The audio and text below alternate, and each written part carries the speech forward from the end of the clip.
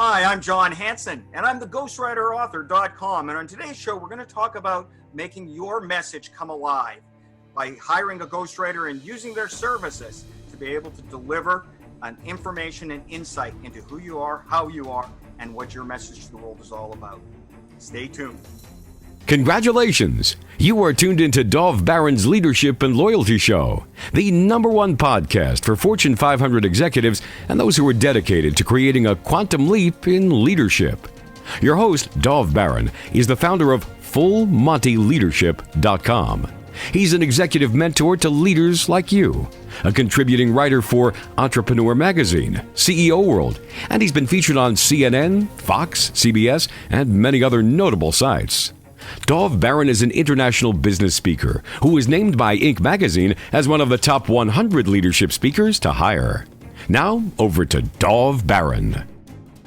Welcome, dear friends, fans, and fellow aficionados of leadership excellence. Thank you for joining us on this episode of Leadership and Loyalty Tips for Executives, part of the Full Monty interview series. I'm your host, Dov Baron. I'm the founder of Full Monty Leadership, and I'm here to assist you tapping into the one thing in your business that changes everything. Let me ask you, are you committed to up-leveling your leadership? Well, let me ask you this. What's your life message? What is the philosophy, the guidance that you would like to leave to the world as a legacy? Think about that. How are you going to share your message with the world? As a leader, you get to have impact. So let's talk about that. Stay tuned. Remember, you can chat about this episode or any past episodes on our Facebook group, or actually we have another LinkedIn group. Just look for Leadership and Loyalty Podcast. You'll find us right there. If you're a new listener, new viewer, thank you for joining us. Strap yourself in. We're about to go full Monty. As always, you can find us on Apple Podcasts, on Spotify, on iHeartRadio, or wherever you tune into podcasts. And remember, we always need your help in staying relevant. So please get over there, rate, review, and subscribe to the show. You can also catch us on traditional radio stations across the United States every Monday and Thursday, all the way from Las Vegas to Georgia to Colorado to Philadelphia, all the way to Washington, D.C., and even Quantico. Yes, the FBI listens to us. Also, you can catch us on Roku TV, where there's over 100,000 subscribers. If you're a regular listener, regular viewer, big thank you to you for making us the #1 podcast globally for Fortune 500 listeners, with an approximate reach of 2.5 to 4 million listeners for every single show. We are honored and grateful to be cited by Inc.com as the #1 podcast to make you a better leader. You can also catch us on Google Home, Alexa, and Spotify by just simply saying, play Dov Baron Podcast. Again, thank you for sharing the show with everybody you know. All right, let's strip it down, dive right in. As a leader, whether you're a CEO, someone in the C-suite, a sales leader, entrepreneur, or a leader in any capacity, along your journey, there have probably been times where you likely amazed yourself in the way you did something, or you took command of something, or you directed something. It's likely one of those moments where you or someone who was there said to you, there's a message inside of you, but how are you going to get it out?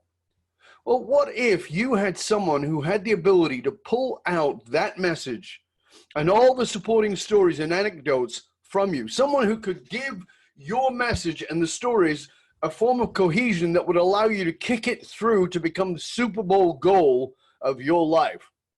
How could you do that? Well, you're about to find out. My guest on this episode is John Hansen. John Hansen is a two-time Ottawa finalist in the Ernst & Young Entrepreneur of the Year. John is one of the top ghostwriters in Canada, writing for top executives, politicians, athletes, celebrities globally. He's penned countless books, articles, blog posts, papers, speeches on a diverse range of topics. As a writer under his own name, John is a regular contributor to magazines around the world and is also known as a contributing author for the GoDaddy blog. Ladies and gentlemen, please help me welcome the famous guy you've never heard of, John Hansen! I don't know what to say. I mean, that is an introduction. I was taking notes along there as well. You know, it's funny. I just want to start off by saying, Dov, I was doing a TV interview last year, and the host asked me a question about ghostwriting.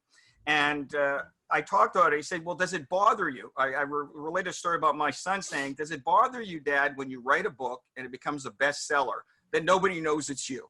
Mm-hmm. You know, and it's like, and what I said is, I like working in the background with people. I love pulling out the story, getting inside of their head and getting their experiences, and not being on the front lines, you know, because you have a certain amount of satisfaction when you're able to weave a story and tell it. So it was kind of interesting. The most famous person you never heard of, that's your job as a ghostwriter. It is, yeah. It's the anonymity, because you always want to be able to be in the background and allow the message of the individual for whom you're writing to come absolutely in their way and in their tone too. Yeah, I want to dive into that, but what I want to start here is where I like to start the show, is that we live in a world of influence, and a lot of us have been impacted by very powerful individuals, and oftentimes there are people who have influence on us, impact on us, that we don't think of. Who is somebody who's really had impact and influence on your life that we likely wouldn't know, or maybe wouldn't even suspect, who's had a major influence on your life? Who would that be? Oh, I have to tell you, Winston Churchill. I've read all the books. He's the most interesting, flawed character. You know, I think there's a realism there. You know, what's funny is if you look at Churchill, he battled depression. He was the wrong man at the wrong time, then the right man at the right time, then the wrong man at the wrong time. And his life is a testimony to the fact that there is not perfection in the world. And you know, if you really look at that, and the way in which people are marketed, or have traditionally been marketed, where there has not been the authenticity of who they are, but who've made them a certain image. I think that, you know, looking at a Churchill, you realize that the flaws are as much an important part of somebody's character. The failures are as much an important part of their success as anything else. So Churchill is one of the top influencers for me. I always revert back to some, not just the quick sayings he's had. You know, what is it? Success is not final, and failure is not fatal. Those kinds of things. I just think he was an amazing figure in history. Yeah, he is a fascinating. I mean, you know, as a boy, I grew up in the UK, so I was very familiar with him. I remember his funeral as a kid, watching it on TV with my dad. But, you know, of course, even back then, maybe even more back then, the glorification of somebody, because now there's much more transparency. But we were still aware of this, the human side of this man. Who was, as you said, flawed. And I think that I've often said that the most beautiful people in the world own their flaws. It's what makes them interesting. I mean, perfect is boring, but the flaws of that man particularly, you know, I mean, people don't know. They see him, you know, particularly in, you know, now so long after his demise, people think, you know, oh, you know, he was all this, but, you know, as you said, you know, problems with alcohol, problem with depression, you know, laid in bed for days upon days upon days, you know, was thrown out of British government and then brought back in. I mean, saved the day, you know, and it's always fascinating to me, and I've talked about this and wrote about this recently, but how the mind loves to dry clean history. Yeah. Right? George W. Bush is suddenly a pretty good president. When the US people were ready to leave the country when he was elected, suddenly he's pretty good. You know, Bill Clinton, you know, he was pretty good until recently, but, you know, so it's always interesting to me, the dry cleaning of the mind. Well, what's that saying is history is written by the victors. But you see, this is an important point, though, and I think there's a reawakening of what's happening. And I don't want to go too far off on the political realm, but it explains why, let's say, Donald Trump won. It explains the changes, because what's happening is that, and even in the coaching realms of executive coaching that I see, a lot of people would use it as an excuse, somebody else's success, saying, well, they've got a special gift. They've got a special talent. That's why they can do this. And it was both an excuse, as well as perhaps a wistful longing of what they didn't possess, or as Nixon said, looking at the Kennedy picture in the White House, people look at me and see the way they are. People look at you and see the way they want to be. Well, we know that Kennedy was a flawed individual in of his own right. So what's happening now is I believe there's a greater demand for authenticity. I believe there's a greater demand to say, we need to know the failures, because what it shows us is that we can still aspire to accomplish more, that it isn't just this special gift that are bestowed upon a few. And for a lot of people, there's a selflessness in that with gurus and experts who some have the idea of, we want to be the sole source of all the information. If you deal with us. Whereas today, I believe that the real winning coaches, the real people delivering messages, the real leaders are those who empower others to find what is within themselves to achieve. Yeah. And I think that's really the key part of the difference. And that ties back to Churchill. Again, it may not have been known then, but the flaws that he had, and yet he was still able to accomplish something. Gosh, that's motivational, isn't it? Because if he could do it being depressed, having a drinking problem, all the issues he did, and accomplish so much, then we all have a destiny to fulfill. And no matter what failings we have had or successes we have had, opportunity exists if we're willing to take that step forward. That's what I look at. Yeah, I just released a piece on excuse me, on Thrive Global, and talking about being inadequate and the importance of being inadequate and why inadequacy matters. And that anybody who's ever achieved anything had to embrace their own inadequacy. And inadequacy it's not natural to us. It's something that's given to us by society and tells us you're not good enough. And it's the drive within, rather than being repressed by it, that says, I will find a way. And that is the flaw. When the flaw becomes the magnificence, I've often said that your greatest curse is your greatest gift. And if you embrace that, that's when life becomes not only magnificent, but you actually get to make the difference you want. But let's go back to ghostwriting for a moment, because people might be thinking, why the hell has Dov got a ghostwriter on a leadership show? So let's go to the very core of that and say, okay, what is the most common misunderstanding people have about having a ghostwriter? Because, for instance, just as a quick example, Donald Trump, the art of the deal, he got elected and his ghostwriter came out and said, here's what really went down. And the guy doesn't write and barely reads. So, do you think there's a massive misunderstanding about ghostwriting? Do you think that people don't get it? Tell us, what do you think? Okay, well, let's first of all start this. And, I was asked this question in another television interview, saying, well, don't you feel it's a bit of a cheat when you write for someone else and they take the credit for it? And so I'll start off by saying, first and foremost, your job as a ghostwriter is to reach within the individual, to be able to understand and get inside their head what's important to them, what is the message that they want to bring out.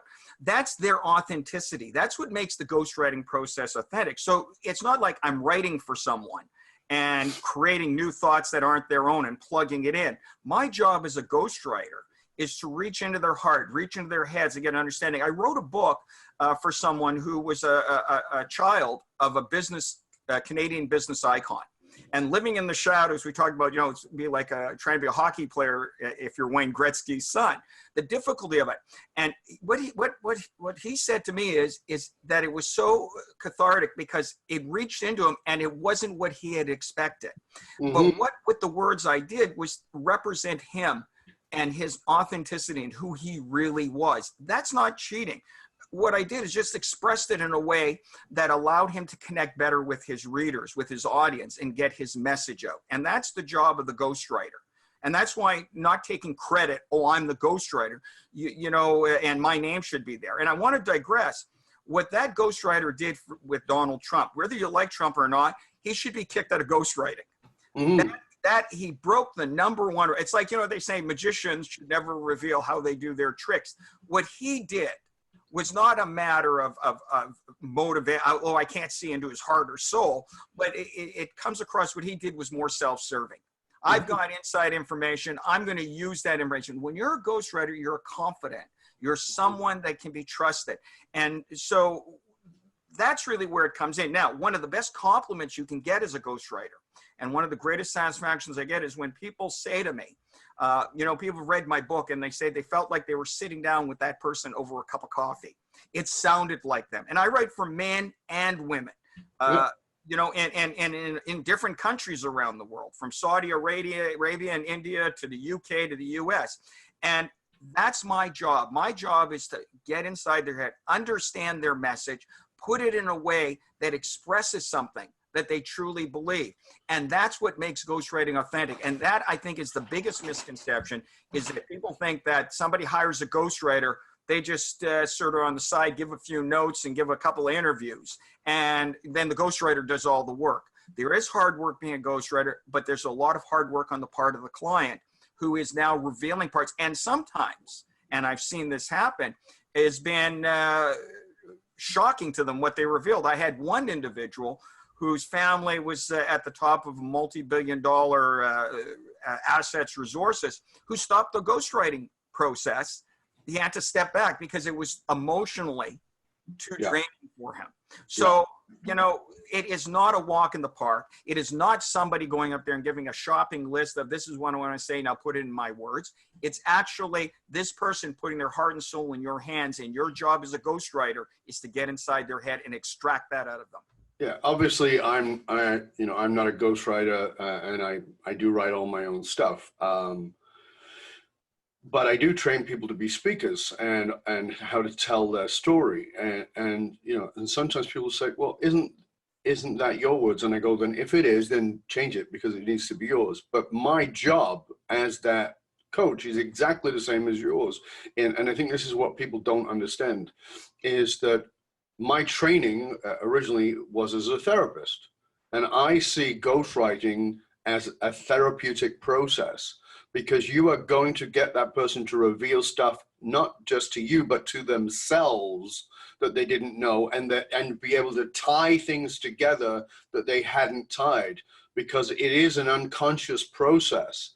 And I know the difference, even for me, like I said, I write all my own stuff, but even for me, I know that sitting down with somebody and having a conversation about something is different than me sitting in front of a screen. And when somebody has that, when I go, okay, and I have a conversation, I will, oh, I caught that. That was good. I forgot that was story. Stories get revealed. And, you know, with somebody like you who has your level of expertise, somebody who is so highly esteemed in the field, you have an ability to get to those places. As I said, it's a therapeutic process. And I think that is when I've heard people talk about ghostwriting and they go, oh, you know what, it's cheating. No, it's not cheating. It's actually going to probably be a better book, not only better written, because obviously that's your talent, but it's going to be a better book because it's going to go to the depth that you probably wouldn't go to, or you might sort of govern it a little bit. You might pull that back a bit, and then sitting with a great ghostwriter who goes, this is why this is important. And I have a very good friend who wrote a book who openly talks about how he had a ghostwriter. Steve Sims, his book Bluefish, it's a now becoming a global bestseller. And you know, Steve doesn't write. He says, I don't write, but he's a master storyteller. And he found a great ghostwriter who helped him. And he said, when it came out, he didn't want to read it. And his wife said, you have to read this. And he goes, I'm not going to read it. And she said, why? And he goes, because it's not going to be me. And she said, you have to read this because I feel like I'm sitting talking to you. And that's exactly what you're saying, right? That's exactly it. And that's where it's important to always step back and be behind the scenes. And what a ghostwriter brings when telling that story, and again, I turned 60 this year. And there's a lot of broad experiences. And I've written books on many different subjects, biographies.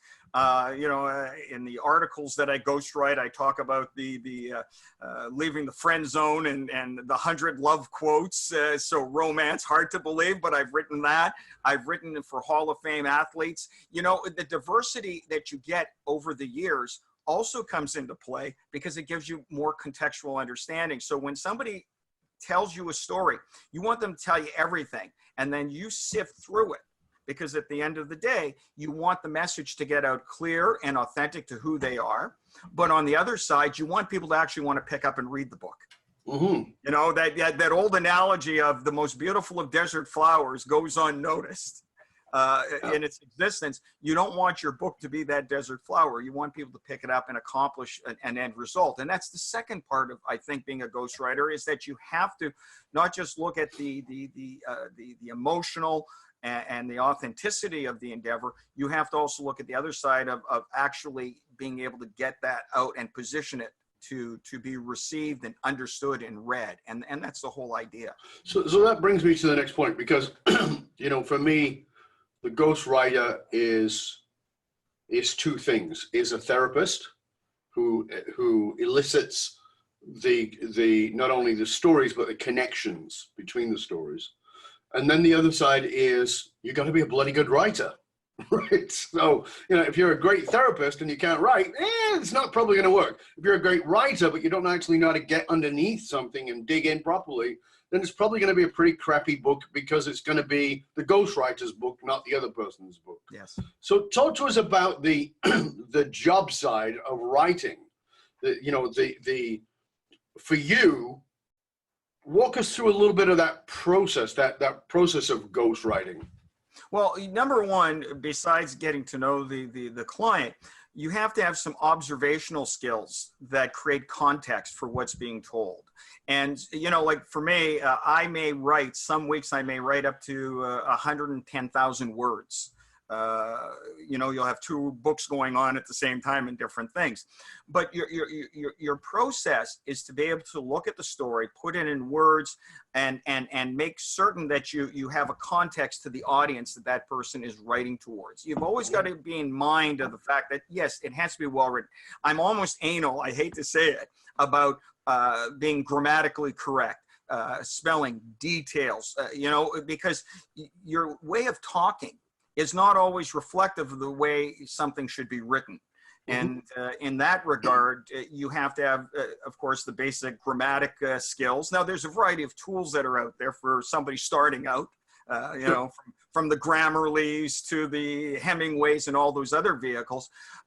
But you have to be able to articulate something in a way that makes it easy for people to understand. And you've got to write, I won't say to the lowest denomination, but something where people don't have to work hard to get the message. That's ultimately the key part of the process. You know, I think 12, right? I'm sorry? Age 12. Well, you know what they say, you should write to a grade 9 level as the target. Okay. Certainly, I've written complex technical documentation. But that's a different audience. Different audience altogether, and you need to, and even by experience, writing for all around the world, two things come into play. For example, if you're writing for someone in India, they like short, concise text. In North America, you have more leeway to have elongated, flowing sentences and to articulate. When you're writing for a man versus a woman, there is a different perspective on that. And then the examples you give, and that's an ongoing process.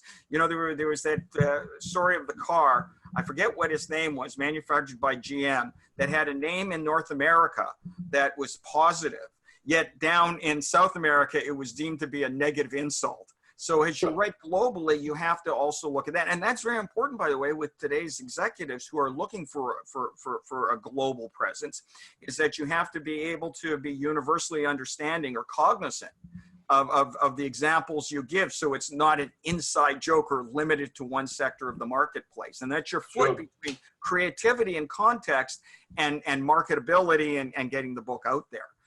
So those are the key areas. So the process you go through, and I'm at this stage in my career where I can pick and choose projects that I really like. And I can't speak for all, but you mentioned about just writing words and laying down there on the page. I have to have a belief in the message and the story. Else, you know, I could write grammatically correct, but the words won't have the emotion or capture the emotions of the individual. And so the authenticity also begins with yourself.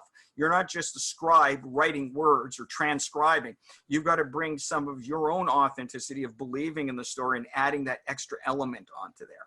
Always bearing in mind that this is that individual's book, that individual story, and it has to come across like someone's talking to them. So that's really the process that you go through when you look at writing. There's so many different compartments and elements to it, and depending on your client base. But that's really where you go from start to finish. So I get absolutely, again, because of the speaking world and because I write, but you know, the understanding of the context of who I'm writing or who I'm speaking to. So if I'm speaking to a board of directors, it's different than a board of HR people, you know, or a group of HR people. So I get that, I understand that. At the same time, for you in your work as doing this, how do you?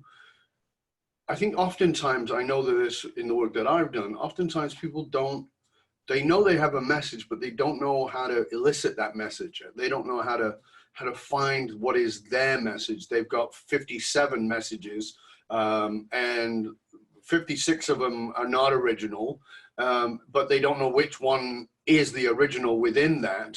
How do you help the leaders you work with, the people the athletes, whoever it might be, you're working with? How do you get them to get to their? Because you know, as you know, my latest book is called One Red Thread, and I talk about this one red thread that runs through your life. How do you get them to that one red thread that is the message for this book?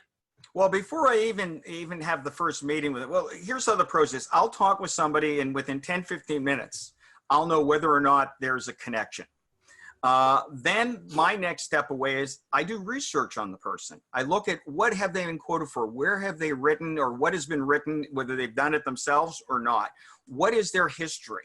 I try to get that objective view as to how I perceive them. Now I do that, and I think that's a very important part because it puts me in the place of the reader who doesn't know them. Remember, I'm about to embark on a very personal journey with them. And once I get that information, you can't unring that bell. So it gives me a starting point of understanding how they are perceived in the marketplace. What is their current message? What is the current perception of their values and what they do? Then when I have that as one measurement, when I get into discussing with them, that's where I'm able to then define, well, this is what they appear in the industry, but this is who they really are. How do you bridge that disconnect? At what point do you bridge that disconnect? And I think that is the most important thing. I have to know as much, if not more, about that individual from both an outside-in perspective as an inside-out perspective. So you invest. Before you even write word one, you invest in that process. And then as you go through the writing process, you begin to bring things out relative to that. And you use as your touchstone what you've seen externally about them. Sure. And it's an interesting process. Now, I just want to digress. When you look at it in today's business world, especially with executives, you know, we're dealing in a tumultuous world now. Not even the C-suite executives' jobs are safe. Nope. And what I've been getting in a lot of cases, and all my business now comes by referrals. I'm the guy. Do you know a guy? I'm the guy. And so what ultimately happens is a lot of the most senior executives, you spend all their time and energy. And I'm, with the exception of an Iacocca or another icon like a Ford, would spend all the time and energy focusing on getting the brand of their company out there. In other words, you could not differentiate between the company and who they were. As things started to change over these last couple of years, these senior executives now are saying, you know, we have to share the stage, the spotlight with the company. That doesn't mean we eschew focusing on building the brand of the company, but we also have to have a presence ourselves. And that's new for a lot of executives. That's new for a lot of people. You know, celebrities are used to putting an outward facing type story. When I write for a celebrity, their books are more focused on giving their authentic self to overcome the typecasting of how the world sees them.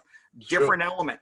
Athletes are more like my father, who passed away many, many years ago, but grew up during the Great Depression. Theirs is more reminiscing about the good old days and how they survived and the ins and outs and the tough things.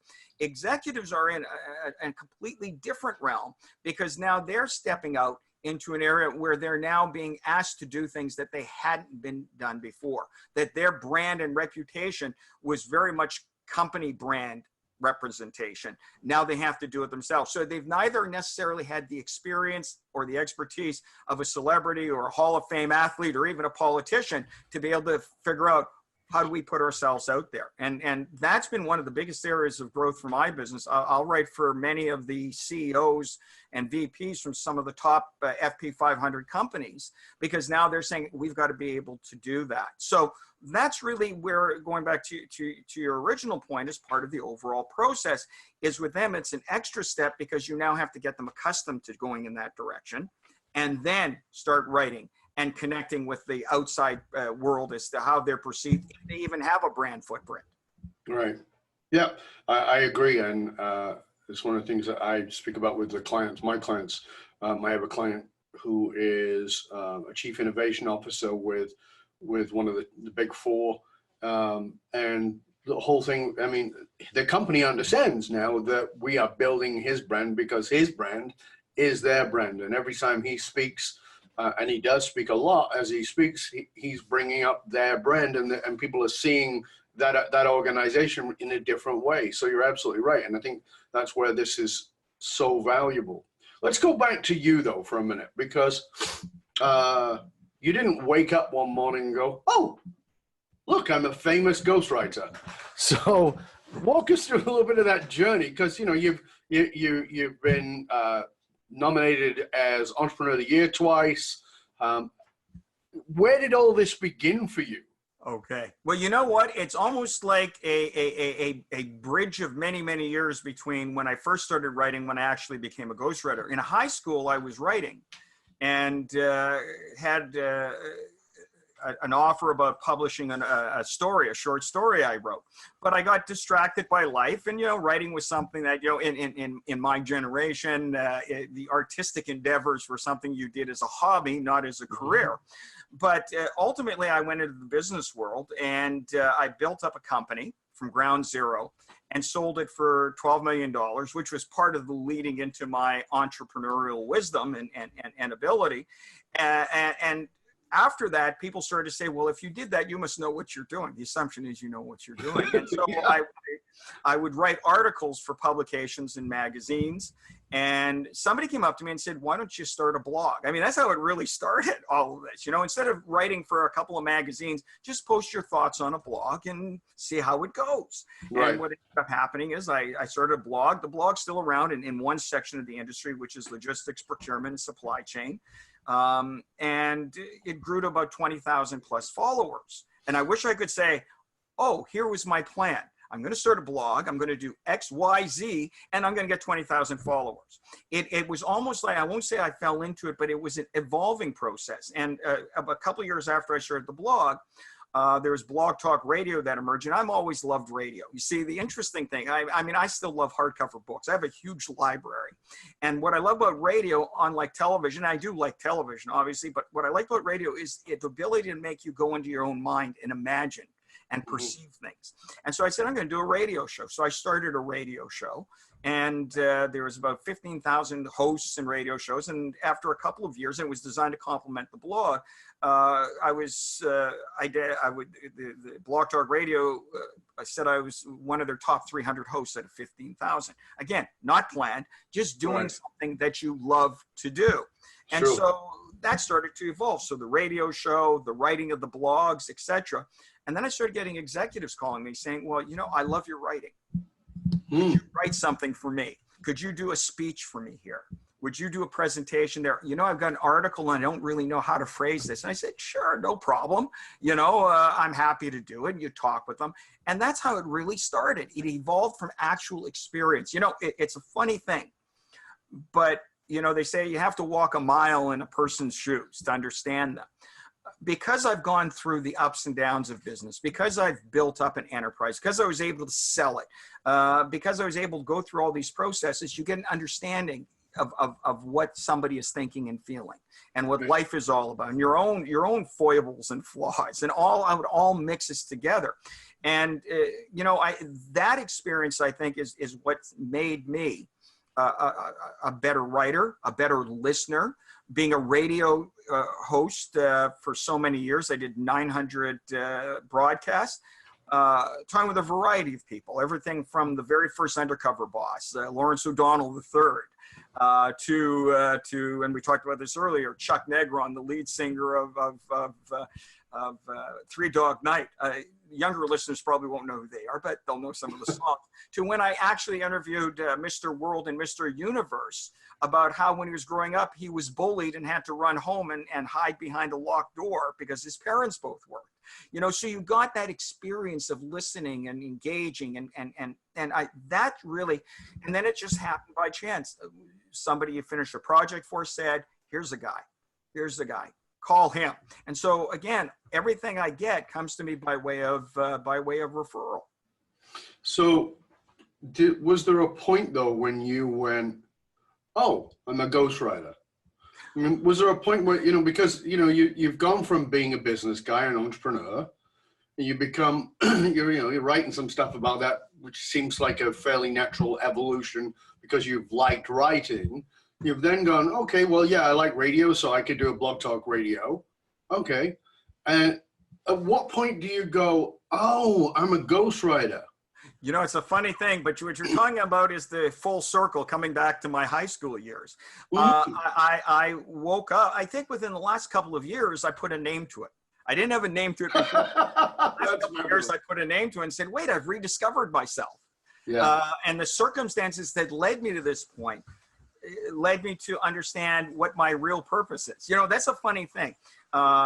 Knowing why you were born, is often the greatest revelation and the greatest gift you can receive. And this happens to be something that I do naturally and well. So it's been within the last couple of years, and as the clients have continued to grow. Again, right now I'm writing 2 books simultaneously on diverse topics. In the last week, I've written 6 articles, ghostwritten 6 articles on everything from love languages and romance and getting out of the friend zone, which is kind of funny because I certainly don't look like a romance writer, to giving business facts on economic evolution and development of a country's economy, to going digital and how more women have to get into the STEM fields and equal pay. So the diversity I find, and this is perhaps the benefit of being 60 years old, but still being young at heart, is the diversity of experience comes into play there. And it gives me the ability to write about a little more. And then I think if there's one unique gift I have, and I use that as a Seinfeld moment. Seinfeld is observational comedy, a show about nothing, because they observe Absolutely. what other people's miss. I think the observational abilities that I've been blessed with is really a key part of it, because I can relate on so many different levels to so many ways and connect the dots. And so when somebody will give me an interview of an hour as I'm going through the writing process with them, or they write out 17 pages or something, I'm able to sift through it and provide, again, that context, but with observations that reflect who they really are. And I mean, I just did this recently with one of the movers and shakers of the earlier Silicon Valley days, and I'm writing a book there, a biography, where, I had all this information and I put it there, and he says, wow, I'm surprised. That is me. I just wouldn't have put it that way, but it is more me than what I wrote. Yes. That's the whole point of it. So yeah, going back to your original question, it's been the revelation, putting a title to it, has been within the last couple of years. So that naturally brings us to the question that I am certain is on the breath of our listeners, which is, do you ever have writer's block? I'll answer that with a simple answer: no. Mm-hmm. How do I say it? Here's what'll happen is I'll get something to write. I'm a prolific writer in that I'll write for 10 hours straight. Mm-hmm. Once I get that flow. And remember I said at the very beginning, I have to believe in what I'm writing. And if I meet with somebody, I know within 15 minutes whether or not there's a connection there. I'll look at something and information, and I may look at it for an hour. I may look at it for 24 hours. Mm-hmm. And then something will click in my head that will say, okay, this is the angle we have to go. So right. It's not so much of a block, but it's so much as an observational process where you say, where is this message going to not only articulate what needs to be said, but do so in a way that resonates not only with the author, who will be the author, but with the audience. And so I'll examine something, I'll walk away from it, I'll come back to it again before I write word one. And then once you get it, it clicks and the light bulb goes off. And that's where I certainly don't think I can take credit for that. It's an inborn ability to be able to see that. And people will say, you got it.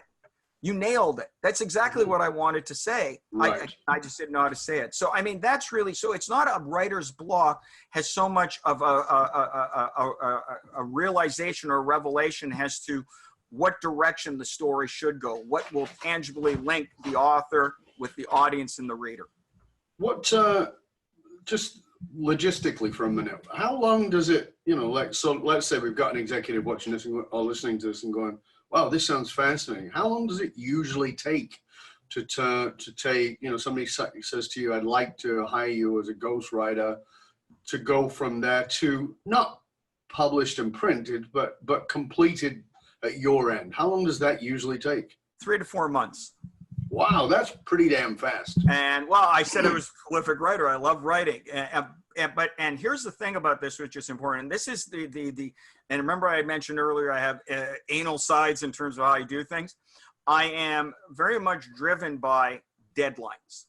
In other words, there's timelines and deadlines that have to be done and achieved, and everything gets met in the appropriate time. But generally speaking, 3 to 4 months from start to finish to go through the book. It'll usually require an investment of at least 1 hour a week for me to talk with the individual. And that's a key part of the process. Of course. Is that the people who are hiring a ghostwriter, most of my clients are traveling all over the place. One of my clients right now is overseas on a trip. So they don't have the time to expend a lot of hours. So you have to, as a ghostwriter, be able to understand and grasp what they want to say in a short period. So their investment is 1 hour a week through the 3 to 4 month process. That's amazing.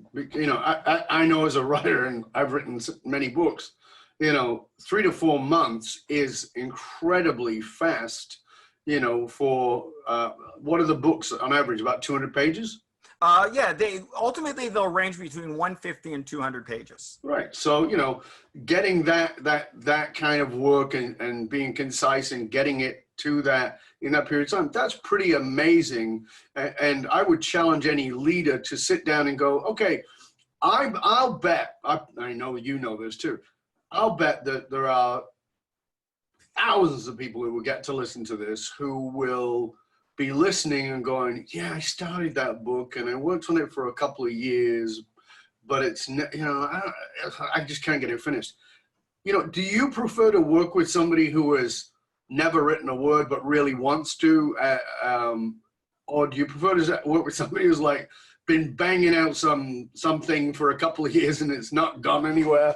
It's really interesting that you asked that question. The last book project I finished, there wasn't a word written. And so I started from scratch. These 2 books that I'm working on right now, one on the Silicon Valley and one on overcoming the default mind to live in the conscious mind or the intentional mind.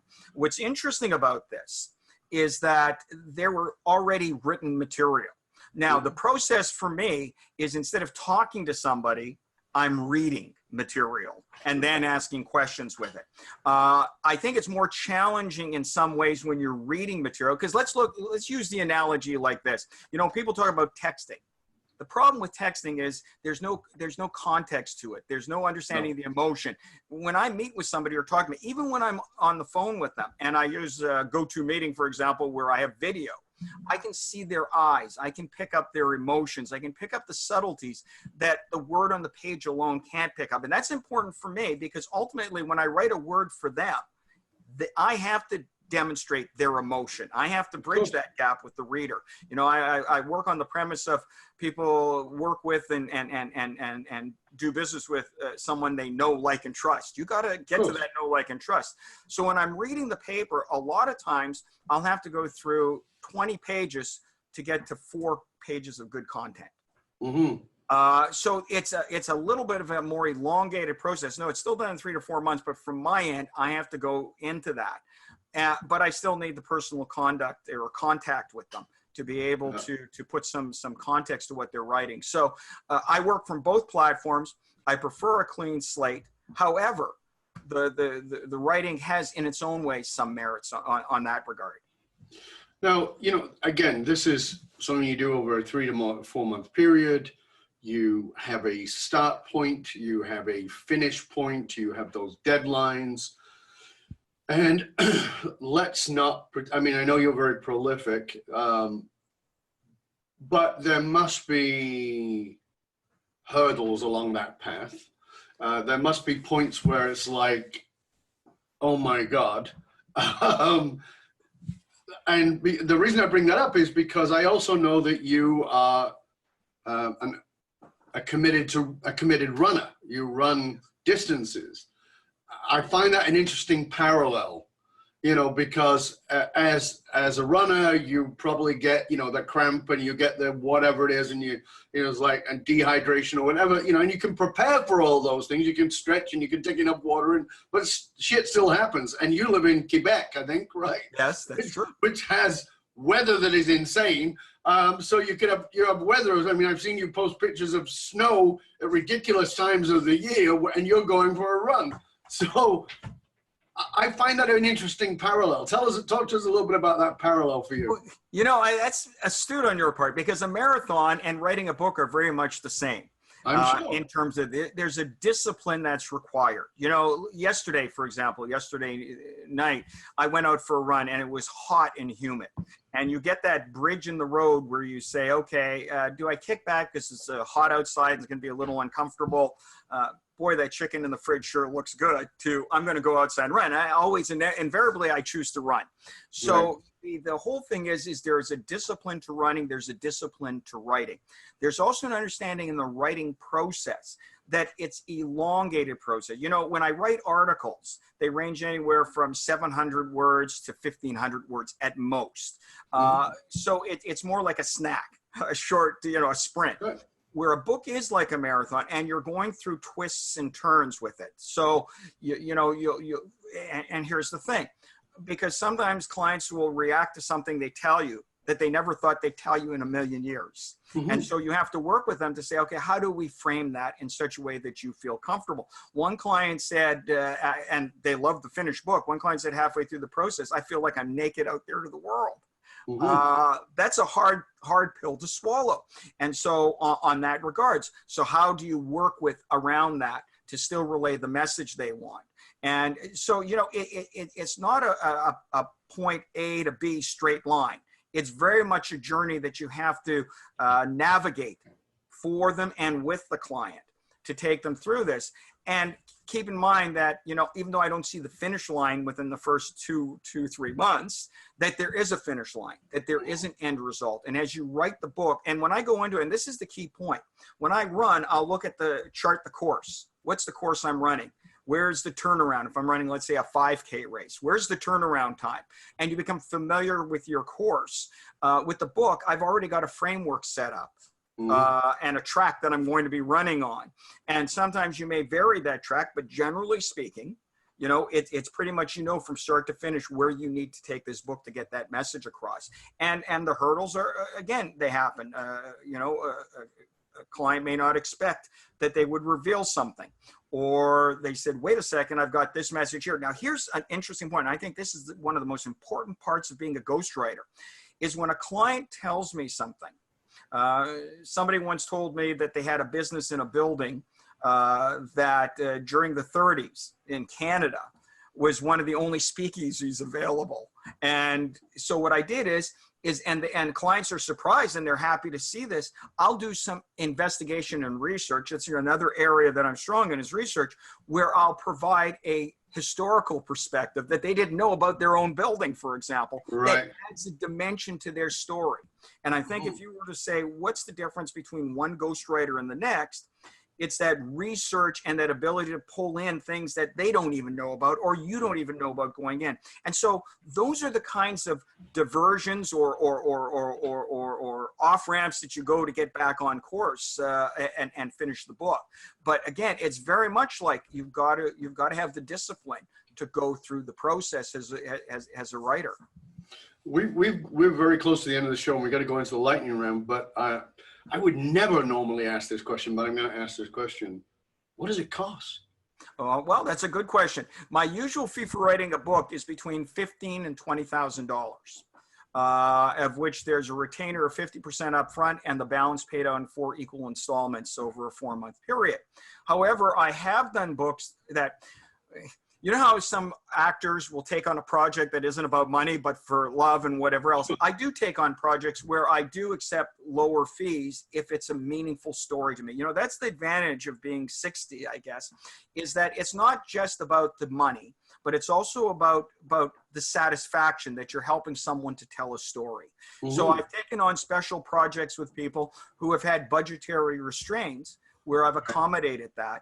Occasionally, and only once actually, I'm always offered a royalty piece in terms of that. Never take it because I never want to be influenced by that. I want to focus on the job that I have to do, but I will occasionally take on a royalty to do that. But again, it's not like just take it on the side of cost. I was approached to write a book about the Kennedys in Florida, because the Kennedys had a strong presence in Florida. I didn't know about that. And by the way, JFK and RFK, I've read their biographies, and they're second next to Winston Churchill in terms of people and historic figures that I'm interested in, which I'm interested. And the person who approached me was an insider in Florida.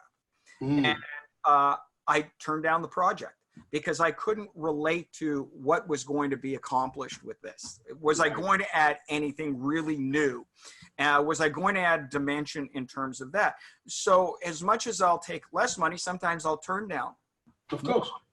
Again, I don't find that range, but usually that's my price range.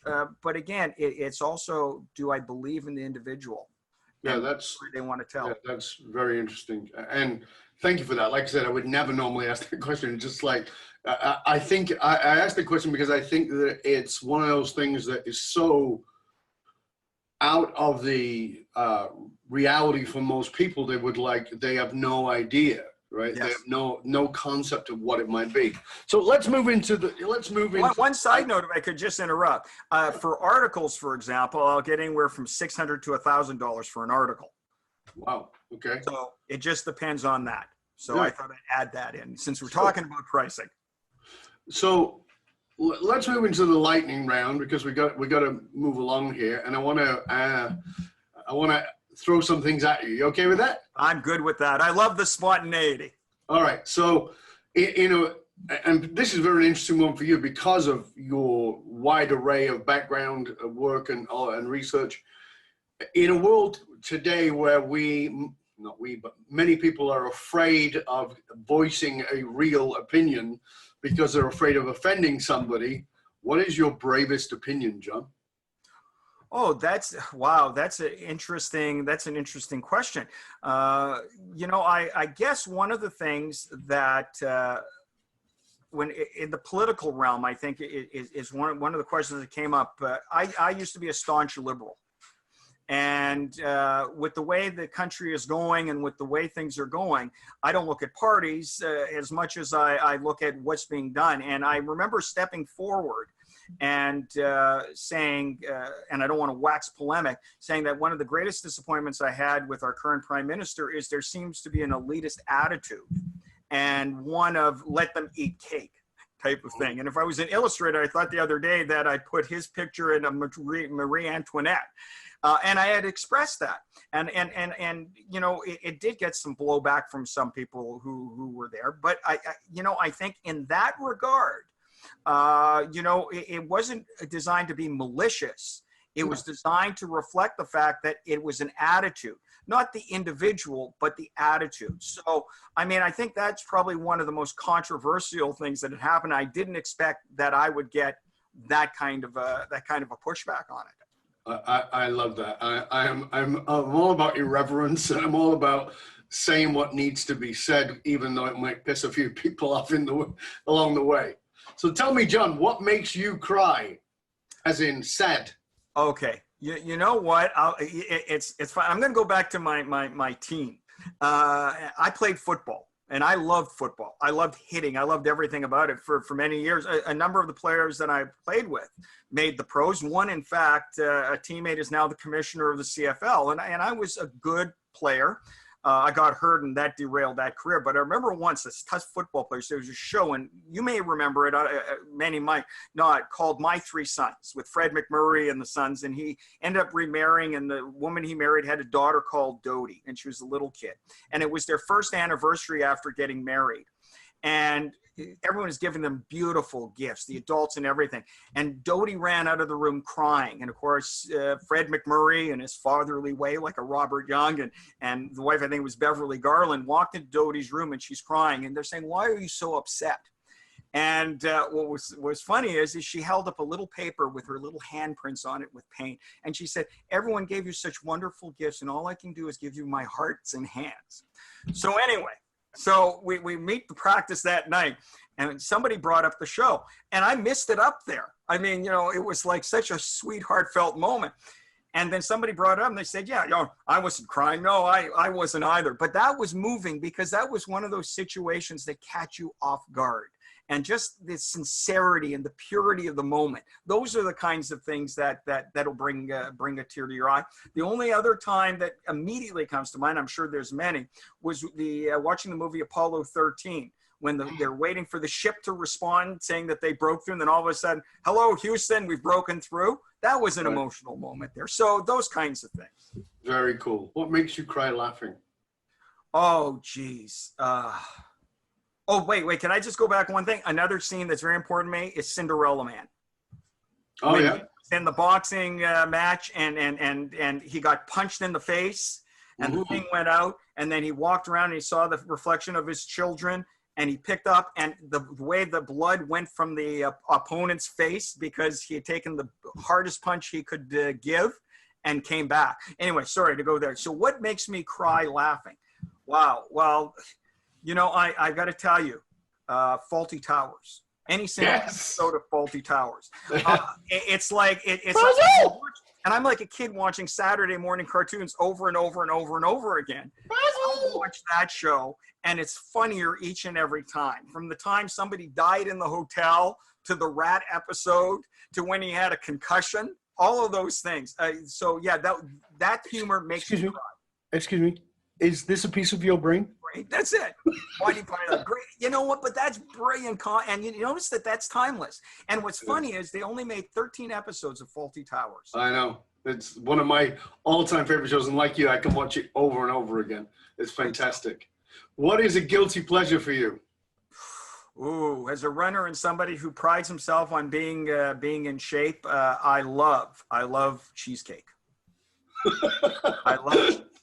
Fantastic. Chocolate cheesecake to boot. Chocolate cheesecake. I was going to say, is there a specific kind? Chocolate cheesecake. It calls out to me. It beckons me as I walk down the aisle. So I ignore it, because I realize that that's a slippery slope.